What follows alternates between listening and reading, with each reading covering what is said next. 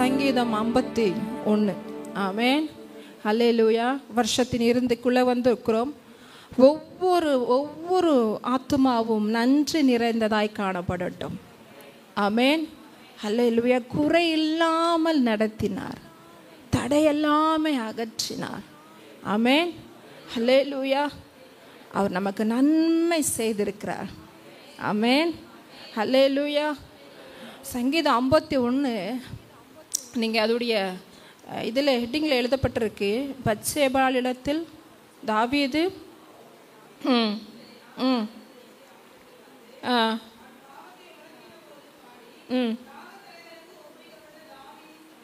ஆமென்.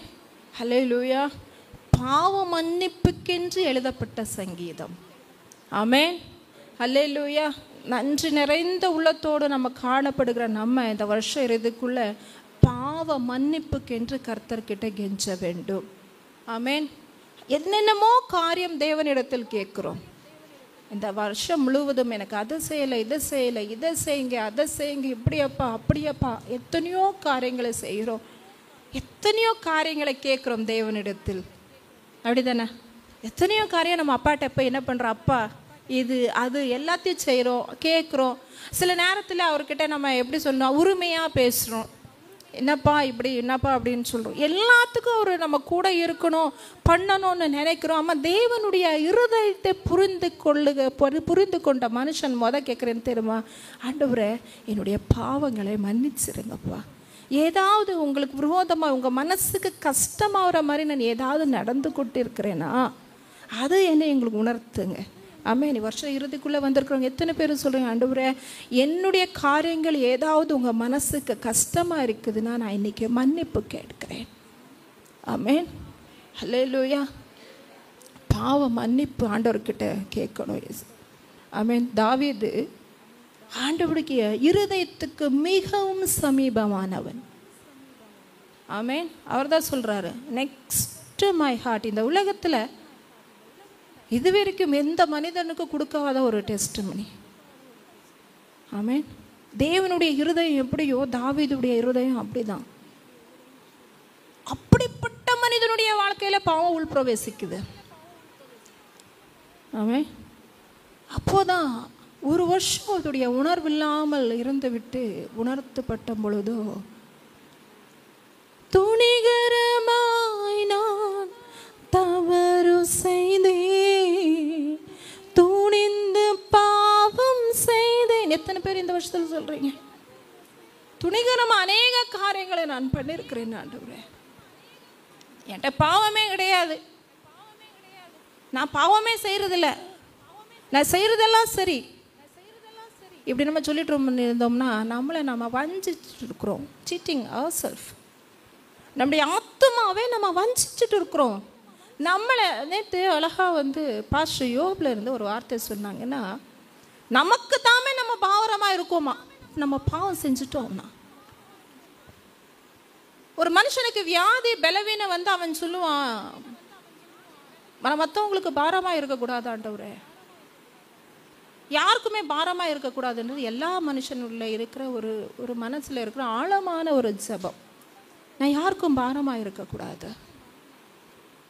ஆனால் நமக்கு நாமே பாரமாக்குகிற ஒரு விஷயம் என்ன தெரியுமா, பாவம். ஆமே, நமக்கு நாமே பாரமாகிடுவோம். ஒரு பாவம் ஒரு மனுஷன்கிட்ட இருந்துச்சுன்னா அவன் தேவனை கண்டே போகவே முடியாது, அவனுடைய ஆத்மாவும் வாழ முடியாது. ஆமே. சிலர் பாவத்தை ஈஸியாக செஞ்சுட்டு இருப்பாங்க, ஈஸியாக செய்வாங்க. எப்படி செய்வாங்க, உணர்த்தப்படுவாங்க, தேவனால் கண்டிக்கப்படுவாங்க. ஆனாலும் அந்த மனசாட்சின்னு ஒரு விஷயம் இருக்குன்னு தெரியுமா, அதையும் கொண்டுட்டு என்ன பண்ணுறாங்க, பாவம் செஞ்சுட்டு இருப்பாங்க. தாவீதுக்கு உணர்த்தப்பட்ட பொழுதோ அவன் ரொம்ப உடஞ்சி போட. அப்போதான் அந்த துணிகரத்தில் எப்படி தைரியமாக நடப்பான். ஒரு வருஷம் எப்படி நடந்திருக்கான் தெரியுமா, துணிகரத்தில் தைரியமா சர்ச்சுக்கு வர்ற மாதிரி, ஜெபம் பண்ணுற மாதிரி, நல்லா இருக்கிற மாதிரி. எத்தனை பேர் உலகத்தில் அப்படி தான் இருக்கிறாங்க, பாவத்தை உள்ளே வச்சுக்கிடுவாங்க, பாவத்தை விடுறதுக்கு எந்த வித்திலும் மனசு இல்லை, உள்ள துணிகரம் இருக்குது. தாவீதுக்கு இரக்கம் கிடைச்சதுக்கு காரணம் தெரியுமா? கண்டிச்ச உடனே சர்ச்சுக்கு வருவாங்க. தேவனை ஏன் தேடுறோம் தெரியுமா? ஆண்டவர் சொன்னாங்க, மதம் திரும்புங்கள், தேவனுடைய ராஜ்யம் சமயமாகி விட்டதா? என்ன? மனம் திரும்புங்க, தேவனுடைய ராஜ்யம் சமயமாச்சு. ஒரு மன மாற்றமே கிடையாது. யாருக்கோ சொல்றாங்க பாஸ்டர், வார்த்தை யாருக்கோ வருது, எனக்கு இல்லை, நான் நல்லா தானே இருக்கிறேன். சிலர் அந்த குரூப், சிலர் அது தெரிஞ்சும் அதை விட முடியாம தவிக்கிறது ஒரு குரூப் இருக்கு. தெரிஞ்சு இது என்ன செய்யும் பார்த்துக்கலாம் அன்ற சொல்ற ஒரு குரூப் இருக்கு. ஆனா துணிகரமாய் நடக்கிற மயிருள்ள உச்சம் தொலையன் தேவன் உடைப்பார்ன்றதா வசனம். துணிகரமா பாவம் தெரியும், பாவம் இதுதான் பாவம் அதுதான் பாவம்னு இல்லை. பரிசுத்தத்துக்கு ஒரே ஒரு வார்த்தை பரிசுத்தம், அவ்வளோதான். ஏசுதான் பரிசுத்தம். ஆனா பாவம் செய்யறதுக்கு 1000 வழி இருக்கு, தேவனை செய்யறதுக்கு ஒரே வழி ஏசு. பாவம் செய்யறதுக்கு வழி 1000 இருக்கு. ஆபாச காட்சிகள் பார்க்கறது தப்புன்னு தெரியும், துணிகரமா பார்க்கறது. அநேக அடிக்ஷனுக்குள்ள சபை இருக்குது, இது தவறுன்னு தெரியும், ஆனாலும் துணிகரமா செய்யறது. ஏன் தெரியுமா? தண்டனை வரலன்னு சொல்லிட்டு. போன வாரம் அதை நீங்க போன சங்கீதத்தில் அழகாக அந்த குறிச்சி இருக்குது பாருங்க. இவைகளை நீ செய்யும் போது 50:21, இவைகளை நீ செய்யும் போது நான் மௌனமா இருந்தேன். சில நேரத்தில் எப்படி தெரியுமா? தேவன் கடிஞ்சு கொள்வா, திருப்பி திருப்பி திருப்பி திருப்பி செய்யும் போது தேவனுடைய சத்தத்தை கேட்காம இருக்கும்பொழுது ஏதோ ஓகே தேவன் என் மேல இறக்கமா இருக்கிறான்னு நினைச்சு சிலர் இருந்துருவாங்க. ஆண்டவர் சொல்லி, இவைகளை நீ செய்யும் போது நான் மௌனமா இருந்தேன், உன்னை போல நானும் இருப்பேன் என்று நினைவு கொண்டாய். நம்மளை இப்போ அவரே போல அவங்களுக்கு ஒத்தாசையா தேவன் பாவத்துக்கு என்று துணை நிற்கவே மாட்டார். ஆமென், அல்லேலூயா. பாவம் எந்த மனுஷனுக்கும் இகழ்ச்சி தான். அவனுக்கு அது ஒரு நாளும் அவனுக்கு மகிமையை சேர்க்கவே சேர்க்காது. இவைகளை நீ செய்யும் போது நான் சும்மா இருந்தேன். எல்லாருக்குமே சிலருக்கு சில பாவங்களுக்குள்ளே இருந்தப்பமோ தேவனுடைய கடிந்து கொள்ளுதோ சாபமோ ஏதோ வராம இருக்கும் போது தேவன் என் சார்பா இருக்கிறான்னு நினைக்கிறது தப்பு. ஆனாலும் நான் உன்னை கடிந்து கொண்டு அவைகளை உன் கண்ணுங்களுக்கு முன்பாக நான் இருந்தேன். பெரிய ஹாரிபிள் சிச்சுவேஷனுங்க இது. எந்த மனுஷனுக்கும் வரக்கூடாது.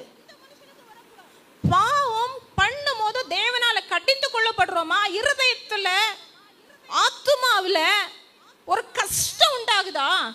ஒரு வேதனை உண்டாகுதா? ஐயோ நான் பாவம் செய்கிறேனேன்னு மனசு படபடங்குதா? தேவையில்லாத கேட்கும் போது தேவையில்லாத பேசும்போது நம்மளை மிஞ்சி மாம்சம் செயல்படும் போது மனசு படபடந்தா? அப்போ தேவன் உங்க கூட இருக்கிறாருன்னு அர்த்தம். அதுல இருந்து விலகிருங்க. அதை மிஞ்சி பண்ணக்கூடாது. இப்படி பண்ணிட்டு இருந்தோம்னா தேவனுடைய கடிந்து கொள்ளுதல் வரலன்னு வச்சுக்கோங்களேன். அந்த மாதிரி ஒரு வரக்கூடாத, யாருக்கு வரக்கூடாத சூழ்நிலை ஏன் தெரியுமா? அவரை கடிந்து கொள்ள ஸ்டார்ட் பண்ணாருன்னு வச்சுக்கோங்களேன், கதறணும். கண்ணுக்கு முன்னால ஒவ்வொன்றும் கொண்டு வந்து நிற்பார். இதை செஞ்சேன், இங்க போனேன், இங்க வந்த, யார்கிட்டயும் சொல்ல முடியாது, யாருடைய உதவி கிடைக்காது. நம்ம பலனும் ஒன்றுமே இருக்காது அந்த நேரத்துல. எதெல்லாம் பலன் என்று சொல்லி நினைத்தோமோ, எந்த பலன் எனக்கு வேணும், எந்த விஷயங்கள் வேணும், இதுதான் எனக்கு பலன் உள்ளதா இருக்குன்னு சொல்லிட்டு தேவனை பெரிய ஒரு காரியம் எண்ணாமல், தேவனை மதிக்காமல், தேவனை நேசிக்காமல் துணிகரமா நாங்க செய்யும் போது இப்ப எல்லாம் நல்லாதான் இருக்கும். அப்போ எல்லாமே நல்லா இருக்கும். ஆனால் காலம் ஒன்று வரும், ஒன்றும் செய்ய முடியாது. பரிதபிக்கும் மனசு கடந்து ஒத்தாசை வராது. ஆமென். நீதிமொழிகளில் எப்பொழுதும் அது ஒரு வசனம் இருக்குதுங்க. அது ஆண்டவர் ஞாபகம் பண்ணுறதுனால உங்களுக்கு சொல்கிறேன். நீதிமொழிகள் 1ஆவது அதிகாரத்தில்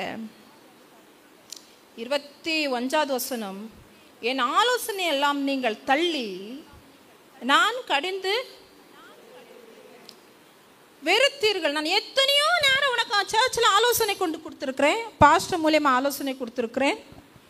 ஏன் அநேக நேரத்தில் உன்னை சொப்பனங்களோடு பேசியிருக்கிறேன். ஏன் உன் இருதயத்துக்குள்ளே இருந்தே என்னுடைய சத்தம் உனக்கு கேட்டிருக்குது. எத்தனையோ நேரம் நீ செய்கிறது தப்பு, நீ உன் குடும்பத்துக்கு துரோகம் செய்கிற, நீ மனைவிக்கு துரோகம் செய்கிற, நீ உன் சொந்த சரீரத்துக்கு துரோகம் செய்கிற.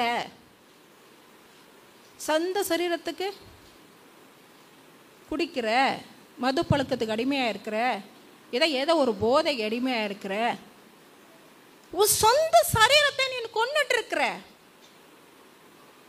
தன் சரீரத்தை ஒரு வசனம் இருக்கு தெரியுமா, ஒருவன் தன் சரீரத்தை, அதாவது சரீரம் தேவனுடைய ஆலயம், அதை கெடுத்து கொண்டால் தேவன் அவனை கெடுப்பார். ஆமென். இந்த சரீரம் கர்த்தருடைய ஆலயங்க. தேவன் சொல்லுங்க, சில பிரம்மாண்டமாக ஆலயங்கள் எல்லாம் கட்டிட்டு கோடிக்கணக்கான ஆலயம் கட்டுவாங்க. அதான் மனசில் எந்த இடமும் இருக்காது. அங்கே தேவன் இருக்கவே மாட்டார். சொல்லுங்க, தேவன் என் இருதயத்தில் வாசம் பண்ண வருகிறார். சொல்லுங்க, நான் தான் தேவனுடைய ஆலயம். நான் தான். இந்த சரீரத்தை நான் தீட்டுப்பட விடக்கூடாது. இன்னொரு வசனம் இருக்கு தெரியுமா, வாயில சாப்பிட்றத குறித்து 1008 யோசிக்கிறோம். இது தீட்டாயிருமா, அதை தீட்டு. சிலர் சம்பிரதாயங்களை பார்க்குறவங்களோ இல்லை சிலர் இருக்கிறாங்க, அதை தீட்டு இதை தீட்டு, இது அசிங்கம் வாண்ட வருது எவ்வளவோன்னு சொல்கிறோம் இல்லையா? ஆனால் உள்ள போகிறதில்ல ஒரு மனுஷனை கிடைக்கிறது. வர்ற வார்த்தைகள் தான் அவனுடைய வாழ்க்கையை கெடுத்து போட்டுருக்குது. வாயிலேருந்து எவ்வளோ வார்த்தை, தூஷண வார்த்தைகள், தேவனுக்கு விரோதமாய் தூஷண வார்த்தைகள், சாப வார்த்தைகள், மற்றவங்களை மனமடிவாக்குற வார்த்தைகள், குறை சொல்ற வார்த்தைகள். வாயில வர்ற வார்த்தைகள் குறித்து கொஞ்சமாயுது நம்ம கரிசனை இல்லாமலே இருக்கிறோம். வாயின் வார்த்தைகள், துணிகரமா பேசுற வார்த்தைகள். நீ இல்லைன்னா என்ன, என்னால வாழ தெரியும். ஒருத்தனை அற்பமா அசட்டை பண்ணி பேசுகிற வார்த்தைகள், இதான் ஒரு மனுஷனை கெடுக்குது. நாங்களுக்கு என்னைக்கும் ஒரு நாள்ல சொல்ற விஷயங்கள் அப்படியே தலைமையில நின்றோம்.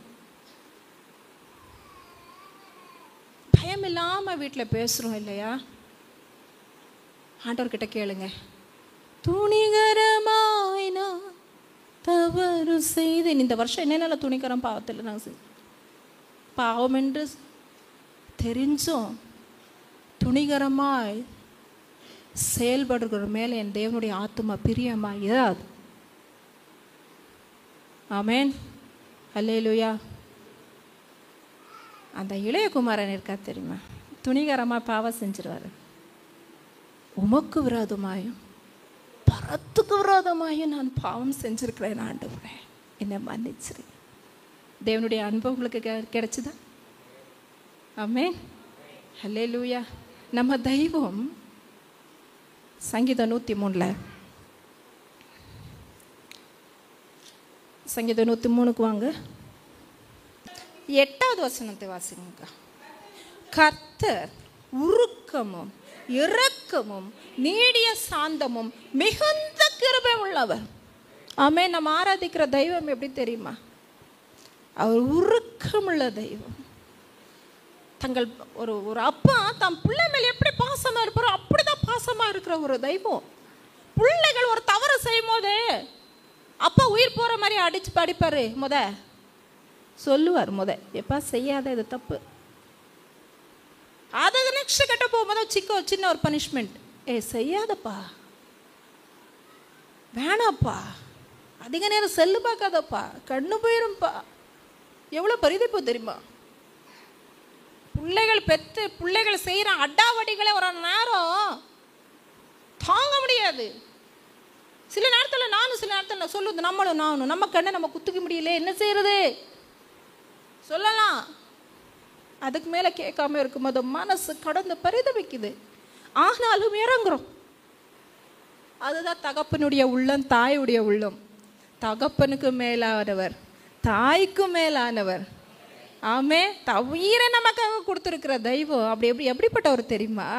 நீ உண்மையா மன்னிப்பு கேட்க இன்னைக்கு ஓடி வரேனா, பாவத்தெல்லாம் இன்னைக்கே அறிக்கை இடுறீங்கண்ணா. பாவம் அறிக்கை பண்ணியிருக்கீங்களா இன்னைக்காவது? பாவம் அறிக்கை தேவன் முன்னால் போயிட்டு அறிக்கை இடுறது, ஆண்டவர் இதெல்லாம் நான் செஞ்சுருக்கேன், இதெல்லாம் நான் செஞ்சுருக்கேன், இதெல்லாம் நான் செஞ்சுருக்கேன், மன்னிச்சிருங்க. நான் சின்ன வயசில் இதை செஞ்சுருக்கேன், நான் வாலிபத்தில் இது செஞ்சுருக்கிறேன், நான் இது என் திருமண வாழ்க்கையில் செஞ்சுருக்கேன், என் பிள்ளைகள் விஷயத்தில் இப்படி செஞ்சுருக்கேன், பிள்ளைகள் அவ்வளோதான், இதெல்லாம் நான் செஞ்சுருக்கேன். தேவனிடத்தில் எத்தனை பேர் அறிக்கையிட்டு இருக்கிறீங்க? எத்தனை பேருக்கு பாவ மன்னிப்பு நிச்சயம் இருக்குது? தேவன் என் பாவத்தை மன்னிச்சிருக்கான்ற நிச்சயம் எத்தனை பேருக்கு? ஆமென், அல்லேலூயா. எவனுடைய பாவத்தை அவர் கன்சிடர் பண்ணாமல் இருக்கிறாரோ அவன் தான் பாக்கியவான். அவங்க மன்னிக்கப்பட்டிருக்கிறாங்கன்னு அர்த்தம். எண்ணாமல் இருக்கிறார் அவங்க தான் பாக்கியவான். அவர் எண்ணாமல் இருக்கணும்னா நம்ம போய் அவர்கிட்ட மன்னிப்பு கேட்கணும். ஆமென். அந்த பாட்டு நல்லா இருக்குங்க. நோக்கி பார்க்க பலனில்லையே, தூக்கி நிறுத்தும் என் தெய்வமே, என்னை கழுவி கழுவி தூய்மையாக்கும் கல்வாரி இரத்தத்தாலே நான் பணியை போல வெண்மையாவே, முற்றிலும் மென்மையாவே. உங்க பாவம் எப்படிப்பட்டதா இருந்தாலும் வசனம் அதை அடுத்திருக்கு, பனியை போல வெண்மையாய் மாத்திருவாரே ஆண்டவர். ஆமென். பாவத்தை அறிக்கையிடுங்க. ஆமென். பாவ மன்னிப்பு அவர்கிட்ட கேளுங்க, அவர் கொடுப்பார். உயிரை கொடுத்து அவர் பாவ மன்னிப்பை கொடுக்க மாட்டாரா? ஆமென். கையுமையுமா இப்படிட்ட பிடிச்சு பிடிச்சு கொண்டு வந்து விட்ட ஒரு சகோதரியை பார்த்தே நீ பாவின்னு சொல்லலைல்ல. ஆமென். நம்ம தேவனிடத்தில் எத்தனை நேரம் கையுமையுமா பிடிக்கப்பட்டிருக்கோம் தெரியுமா? ஆமென். ஆனாலும் தேவன் நம்மளை கடிஞ்சிக்கிடலை. கீழே உள்ள வசனத்தை நீங்கள் வாசிங்க. அது 103 கர்த்தர் உருக்கமும் இரக்கமும் நீடிய சாந்தமும் மிகுந்த கிருபை உள்ளவர், அப்போ அவர் எப்பொழுதும் கடிந்து கொள்ளார், என்றென்றுக்கும் கோபம் கொண்டீரார். ஆமென், அல்லேலூயா. அவர் எப்பவுமே நம்ம மேலே கடிச்சுக்கிட்டே இருக்க மாட்டார், எப்பவுமே கோபமாகவே இருக்க மாட்டார். ஆமென், அல்லேலூயா. அவர் மனசு ரொம்ப பெருசு. சொல்லுங்க, உங்க மனசு ரொம்ப பெருசாண்டவரே. ஆமென், அல்லேலூயா. உம்மை நினைக்கும் போதெல்லாம் நெஞ்சம் மகிழுதையா, நன்றி பெருதையா.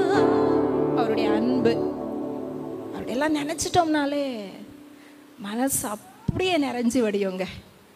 ஆமென், அல்லேலூயா. கீழே உள்ள வசனத்தை பாருங்க, 11. பூமிக்கும் வானத்துக்கும் எவ்வளவோ உயரமாயிருக்கிறதோ, நீங்க 10வது வசனம், அவர் நம்முடைய பாவங்களுக்கு தக்கதாய் நமக்கு செய்யாமலும் நம்முடைய அக்கிரமங்களுக்கு தக்கதாய் நமக்கு சரி கட்டாமலே இருக்கிறார். ஆமென். நம்ம பாவத்துக்கு தக்கதாய் நம்ம அக்கிரமத்துக்கு தக்கதாய் நமக்கு சரி கட்டிட்டார்னா இங்க யாரும் இருக்க மாட்டோம். ஆமென், அல்லேலூயா. நம்ம பாவத்தை மீட்க, பாவத்திலிருந்து நம்மளை மீட்க, பாவ மன்னிப்பு கொடுக்காக தான் இந்த உலகத்துக்கு ஆண்டவர் வந்தார். ஆமென், அல்லேலூயா. பூமிக்கு வானத்துக்கு எவ்வளவு உயரமா இருக்கிறதோ அவருக்கு பயப்படுகிறவர்கள் மேல அவருடைய கிருபை அவ்வளவு பெரிதா இருக்குது. ஆமென், அவ்வளவு பெரிய கிருபை நம்ம மேல பாராட்டுகிற தெய்வத்துக்கு நம்ம கிட்ட போயிட்டு ஏன் நம்ம பாவ மன்னிப்பு கிட்ட கேட்கக்கூடாது? நம்ம பாவத்தை அறிக்கை இடக்கூடாது, அறிக்கை இட்டு விட்டு விடணும், அவ்வளோதான். அறிக்கை இட்டுட்டே மறுபடியும் நம்ம செஞ்சிடக்கூடாது. நீங்கள் மறுபடியும் அங்கே வந்துருங்க, நான் சீக்கிரம் முடிச்சிரு. சங்கீதம் 51 பாவம் நம்ம கிட்ட இருந்துச்சுன்னா நம்ம இழந்து போகிற விஷயம் என்ன தெரியுமா? நீங்கள் 11வது வசனத்தை வாசிங்க.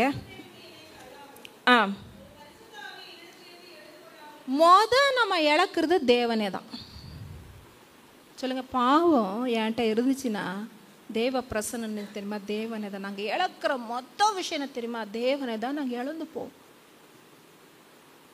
எனக்கு தேவனும் வேணும், பிசாசும் வேணும். வேணுமா? பிசாசு பிடிக்கணுமா? சொல்லுங்க. எனக்கு ஏசப்பாவும் ஆவியில் அபிஷேகம் பண்ணணும், எனக்கு பிசாசு பிடிச்சாடணும் சொல்லுவீங்களா? இல்லை இல்லை. ஆனால் தேவனும் வேணும். இந்த உலகத்தில் பிசாசுக்கு இருக்கிற சில குணங்கள் இருக்குல்ல, அதையும் வச்சு நாங்கள் ஆடணும் முடியாது. ஆண்டவர்கிட்ட கேளுங்க, ஆண்டவரே உண்மை நான் இழக்கக்கூடாது. உண்மை என்கிட்டேருந்து பிரிக்கிற எந்த விஷயமும் எனக்கு வேண்டாம். ஆமேன். ஒரு அழகா இருப்பாரு, உமக்கும் எனக்கும் அந்த ஒரு பாட்டலுக்கு இடையில எதுவுமே வரக்கூடாது. சொல்லுங்க, என் தேவனுக்கும் எனக்கும் இடையில எதுவுமே இருக்கக்கூடாது. இருக்கிற எந்த விஷயமும் எனக்கு வேண்டாம். ஆமேன். அல்லேலூயா. சொல்லுங்க, ஆண்டவருக்கு உங்களுக்கு இடையில என்ன இருக்குது? ஏதாவது ஒரு விஷயம் இருக்கா? தேவனண்டு சேராதபடிக்கு உங்களுடைய குணங்களில் இருக்கிற சில காரியங்கள், உங்கள் சரீரத்தில் காணப்படுற சில எமோஷன்ஸோ ஏதோ ஒரு காரியங்கள், இந்த காரியம்தான் இந்த உலகத்துக்குரிய காரியங்கள். தேவனண்ட என்னை சேர விடலை. ஏதா ஒரு பொண்ணு, ஏதா ஒரு பையன், இல்லை ஏதா ஒரு அடிமைத்தனம், ஏதோ ஒன்று இருக்க வாழ்க்கையில் தேவனண்டை என்னால் சேர முடியல. தேவனுடைய அன்பை நான் ருசிக்கவே முடியல, என்னால் ஆராதிக்க முடியல ஒழுங்கா. ஆழத்துக்கு போய் என்னால் ஆராதிக்க முடியல. ஏதோ டிஸ்ட்ராக்ஷன்ஸ். என்னுடைய ஸ்பிரிட்டை நான் ஒருமுகப்படுத்த என்னால் முடியல. என்னுடைய ஸ்பிரிட்டை ஒருமுகப்படுத்த முடியல. டிஸ்ட்ராக்ட் ஆகிட்டே இருக்காது. பிள்ளைகள் சொல்லுவேன், வா பார்க்காத, திட்டுவோம் இல்லையா?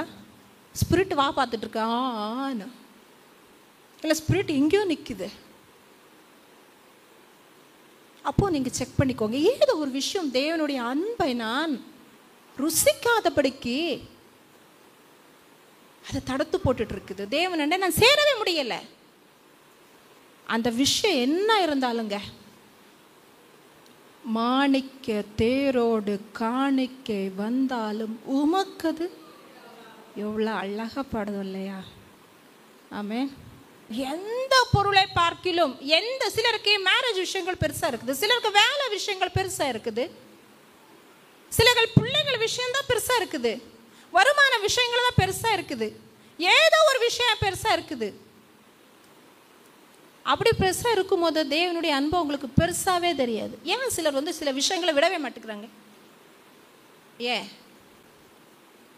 உங்களுக்கு ஸ்பிரிட்டில் கொஞ்சம் நேரம் ஆகும்போது உங்கள் சீக்கிரம் முடிக்கலன்னு நினைக்காதீங்க. ப்ளீஸ் ஸ்பிரிட்டுக்குள்ளே வாங்க. சில விஷயங்கள் ஆண்டவர் உங்கள் கூட பேச சொல்கிறார்.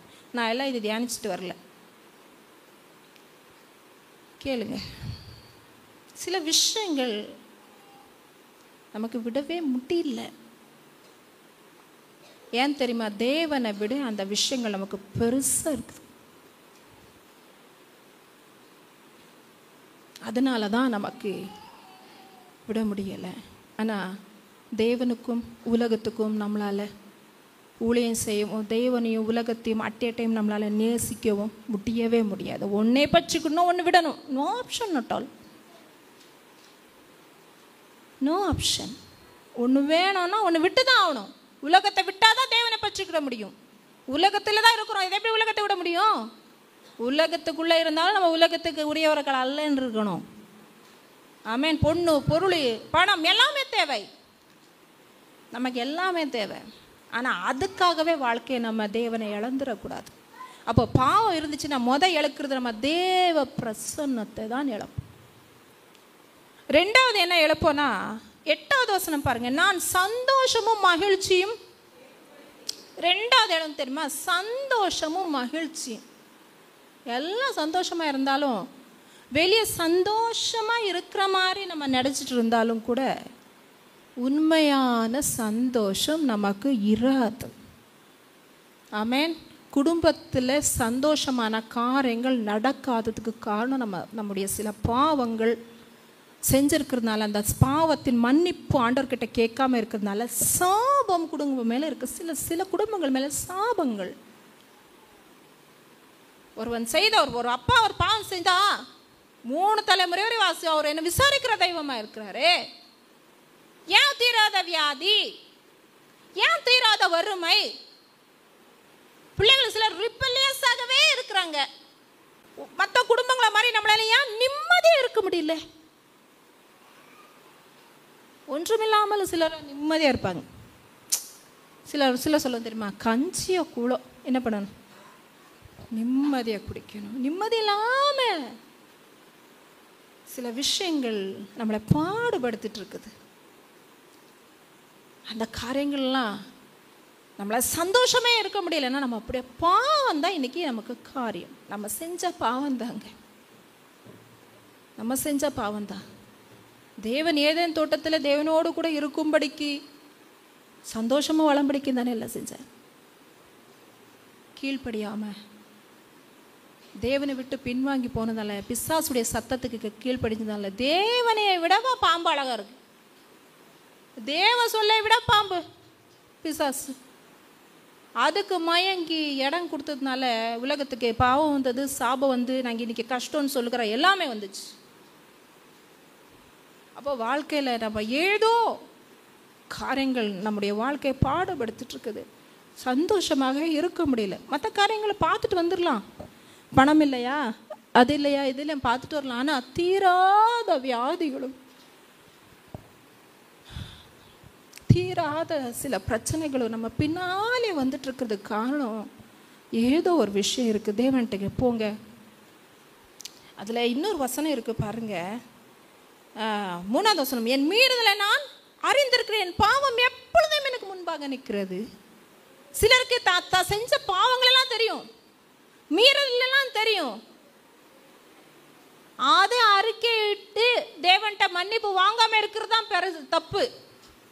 அவ பாவத்தின் பரிகாரி. சொல்லுங்க, என் தேவன் பாவத்தின் பரிகாரி.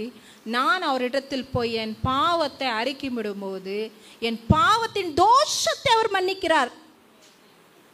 பாவத்தின் தோஷம் சில இதெல்லாம் சொல்லுவாங்க தெரியுமா, அந்த ஜோஷியெல்லாம் சொல்லுவாங்க. ஏதோ தோஷம், செவ்வாய் தோஷம், புதன் தோஷம், வியாழன் வெள்ளி தோஷம், என்னென்னோ சொல்லுவாங்கல்ல. அவன் அதை எதை தான் செஞ்சு பண்ணுவான். ஆனால் நம்ம பாவத்தின் தோஷம் நீங்கணும்னா இயேசுவின் ரத்தத்தினால நம்ம கழுவப்பட்டவங்களா இருக்கணும். நீங்கள் ஆண்டவர்கிட்ட இன்னைக்கு, ஆண்டவரே நான் சந்தோஷமும் மகிழ்ச்சியும் கேட்கும்படி செய்யும், அப்பொழுது நீர் நொறுக்கின எலும்புகள் கழிவுறும். யார் நொறுக்கி வச்சிருக்கிறா? சந்தோஷம் மகிழ்ச்சி அடையணும்னா இன்னைக்கு தேவனிடத்தில் போய் மன்னிப்பு கேளுங்க. தேவன் உங்களை மன்னிக்க மனதாக இருக்கிறார். ஆமென். 12வது வசனத்தை பாருங்க. 3வது காரியம் தெரியுமா இழக்கிறது நம்ம? சால்வேஷன் என்னன்னா ரட்சிப்பின் சந்தோஷம். தேவன் நம்ம ரட்சித்திருக்கிறார். ஆமென். சொந்த பிள்ளையை ஏற்றிருக்கிறார். ஆனால் நமக்கு ரட்சிப்பின் சந்தோஷமே இல்லாமல் போயிடுவோம். ரட்சிப்பின் சந்தோஷம் இல்லாட்டா உண்மையிலே வாழவே முடியாதுங்க. ஆமென். எத்தனை பேர் தேவன் உங்களை ரட்சித்துக்காக ஆண்டவர் நன்றி சொல்றீங்க? ஆமென். அல்லேலூயா. அவர் நம்மளை ரட்சித்திருக்கார், பாவத்திலிருந்து ரட்சித்திருக்கிறார். ஆமென். அல்லேலூயா. அவரு உயிரை கொடுத்து நமக்கு ரட்சிப்பை கொடுத்திருக்கிறாரே, அந்த ரட்சிப்பின் சந்தோஷத்தை நான் ஒரு நாளும் இழந்துடக்கூடாது. ஆமென். அல்லேலூயா. கடைசியா 14வது வசனத்தில் இருக்குது.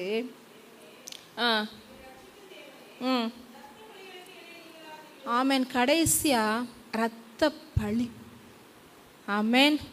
பாவத்து நிமித்தம் உங்க மேல சில பழிகள் இருக்குதுங்க. இரத்த பழியை குறித்து போன வாரம் நான் சொல்லிட்டேன். நீங்க இரத்த பழியை குறித்து இங்கே அவர் தாவீது சொல்லுகிறது வந்து உரியாவின் விஷயத்தில் சொல்லுகிறார். நீங்கள் வீட்டில் போய் டைம் எடுத்து 2 சாமுவேல் 12வது அதிகாரத்தை நீங்கள் வாசிச்சிங்கன்னா இதுக்குள்ள கிளியரான காரியங்கள் இருக்கும். ஆனால் சீக்கிரம் நான் சொல்லி முடிக்கிறேன், ஏதோ ஒரு பழி நம்ம மேலே இருக்குது. ஆமேன். சொல்லுங்கள், ஆண்டவரே யாருடைய ரத்தத்தை நான் சிந்திருக்கிறேன்னா மன்னிச்சிருக்கேன். கேளுங்க, யாதொரு ரத்தம் நான் சிந்திருக்கிறேனா? ஆமேன். என் நிமித்தம் ஏதாவது ரத்தம் சிந்தப்பட்டிருக்கிறதா? ஆமேன். ஹல்லேலூயா. ஃபேமிலி லைஃப்ல ஏதாவது ரத்தம் சிந்தப்பட நான் காரணமாக இருக்கிறேனா? யோசிக்கணும். ஆமேன். குடும்பமாக இருக்கிறவங்களுக்கு தெளிவாக புரியும். இது எதுவுமே கட்டாயமாக செஞ்சுருக்க கூடாது வாழ்க்கையில். சொல்லுங்க, ஒருத்தரை நான் ஒரு விஷயத்தில் கட்டாயப்படுத்துறது அவங்களுடைய ரத்த பழிக்கு நான் காரணமாகி விடுவேன். ஆமேன். பத்சேபாளை கட்டாயப்படுத்தி அவளுக்கு விருப்பம் இல்லை செஞ்ச காரியம். ஆமேன். உரியா மேலே தேவலாத உரியா மேலே அவன் என்ன பண்ணுறான், உத்தமனாக இருந்தவனை வந்து கொல்றதுக்கு அவனை தீட்டின சதி, அவனுடைய ரத்தம் சிந்தப்பட்டதுல உடைய லைஃபை பாதிச்சிட்டான்ல. ஒரு லைஃப் போயிட்டுலாங்க, ஒரு வாழ்க்கை, ஒரு குடும்பமே போயிட்டுது, ஒரு உயிர் போயிட்டுது. அவ எவ்வளோ பரிதபிச்சிருப்பா. யாருடைய வாழ்க்கைக்கு இடையில வந்து நின்றாதீங்க, யாராலும் சரி. ஆமேன். வாழ விடணும். ஆமேன். எல்லாரும் வாழ்றதை பார்த்து சந்தோஷப்படணும். எந்த சொல்லுங்க, எந்த ரத்தப்படியும் என் தலைமையில் இல்லாதபடிக்கு ஆண்டவரே என்னை எல்லா பாவங்கார என்னை சுத்திகரிங்கப்பா. ஆமேன். எந்த ரத்தப்படியும் இருக்கக்கூடாதுங்க. ஆமேன். ஹல்லேலூயா. தேவன் உங்களை அற்புதமாய் நடத்துவார். ஆமேன். கடைசியா நீங்கள் 17வது வசனம், இதெல்லாம் வச்சுக்கிட்டு நீங்கள் ஆராதிச்சுட்டா அவங்களுக்கு உங்களை மேலே பிரியமாக இருக்க மாட்டார். நீ என்ன பலி கொடுத்தாலும் என்ன காணிக்கை கொடுத்தாலும் தேவன் உங்கள் மேலே பிரியமாக இருக்க மாட்டார். ஆனால் தேவனை படிங்க, நொறுகுண்ட ஆவிதான் தேவனே, நொறுங்குண்டதும் நறுங்குண்டதுமான இருதயத்தை நீர் புறக்கணிக்கவே மாட்டேன். ஆமேன். அல்லேலூயா. இன்னைக்கு நொறுங்குண்டு ஆண்டவரே உமக்கு விரோதமாய், பரத்துக்கு விரோதமாக இந்த காரியங்களெல்லாம் நான் செஞ்சுருக்கேன்ப்பா, செஞ்சுக்கிட்டே இருக்கேன்ப்பா. ஆமேன். நான் மனதார உங்ககிட்ட நான் மன்னிப்பு கேட்குறேன். சொல்லுங்கள், மன்னிப்பு கேட்குறப்பா. சொல்லுங்கள், எல்லாம் கண்ணை மூடுங்க. ஆண்டவரே இந்த விஷயத்துக்கு உங்ககிட்ட மன்னிப்பு கேட்குறேன்னு கேளுங்க. யாருடைய மனசை நான் கஷ்டப்படுத்திருக்கிறேனப்பா, என் வாழ்க்கையில் யாருடைய கண்ணீருக்கு நான் காரணமாக இருக்கிறேனப்பா, உங்கள் சமூகத்துக்கு நாங்கள் சேர விடாமல் ஏதாவது பாவங்களை என்னை தடுத்து போட்டுட்டு இருக்காப்பா. எந்த விஷயமாப்பா, இந்த விஷயத்தில் நான் மாட்டியிருக்கேன், இந்த விஷயத்தில் நான் சிக்கியிருக்கேன், இந்த விஷயத்தை என்னால் விட முடியலை, என்னால் நிம்மதியாக இருக்கவே முடியலை, வீட்டில் நிம்மதி இல்லை, சூழ்நிலைகள் வேற மாதிரி இருக்கும், என்னுடைய வாழ்க்கையை நான் வாழ முடியல, ஒவ்வொரு நாளும் ஏதோ பரிதபிச்சு வாழ்க்கை வாழ்ந்துட்டு இருக்கேன், சில பாவங்கள் எனக்கு தெரியும், இதனால தான் நான் இந்த சூழ்நிலையை எனக்கு தெரியுது, அதுக்கு நான் மன்னிப்பு கேட்கிறேன். எனக்கு கண்ணுக்கு தெரியாத பாவங்களோ சாபங்களோ, என் பிதாக்கள் செஞ்ச பாவங்களோ, பிதாக்கள் செஞ்ச எந்த விஷயங்களோ, தலைமுறை பாவங்களோ சாபங்களோ நீங்க முடிக்க உதவி செய்தருளும். ஆமென். ஹல்லேலூயா. ஒப்பு கொடுக்குறேன். சொல்லுங்க, ஒப்பு கொடுக்குறேனப்பா, ஒப்பு கொடுக்குறேன். எங்களை ஆட்கொள்ளும். உங்களுடைய நீர் எங்களை மன்னிச்சு விட்ட தயவுக்காக நன்றி. இயேசுவின் நாமத்தில் ஜெபிக்கிறோம் நல்ல பிதாவே.